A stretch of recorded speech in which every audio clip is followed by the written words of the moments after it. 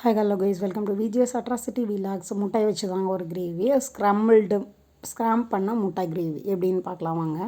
கடாய் எடுத்துக்கிட்டோம், இதில் 5 ஸ்பூன் அளவுக்கு ஆயில் சேர்த்துக்கிட்டோம். ஒரு 4 பெரிய வெங்காயத்தை வந்து பொடியாக நறுக்கிட்டு ப்ரௌனிஷ் ஆகிற வரைக்கும் வந்து வதக்கிக்கிட்டோம். ஒரு ஸ்பூன் இஞ்சி பூண்டு பேஸ்ட்டு அதை போட்டு நல்லா வதக்கிட்டு, அப்புறமா 3 தக்காளி அதையும் நல்லா போட்டு கிளறி வதக்கிட்டு, தேவையான அதில் தண்ணி ஊற்றிட்டு நல்லா வந்து ஆயில் பிரிகிற வரைக்கும் கொதிக்க வச்சிடறோம். ஒரு சைடு வந்து பார்த்திங்கன்னா 5 முட்டை எடுத்துகிட்டு அதில் பெப்பர் தூள் ஒரு பிஞ்ச் அளவுக்கு, உப்பு தேவையான அளவு, அப்புறமா வந்துட்டு பார்த்திங்கன்னா நல்லா வந்து கலக்கிக்கிட்டு இதில் வந்து மசாலாஸ்லாம் சேர்க்க போகிறோம். கிரேவியில் வந்து பார்த்திங்கன்னா சீரகம், அதுக்கப்புறமா மஞ்சத்தூள், காரத்தூள், கரம் மசாலா, அதுக்கப்புறமா வந்துட்டு சிக்கன் பொடி ஃப்ளேவருக்கு தேவைன்னா சேர்த்துக்கலாம். அப்புறமா பெப்பர் தூள் 1 ஸ்பூன் இதெல்லாம் சேர்த்துட்டு நல்லா கிளறி விட்டுருங்க.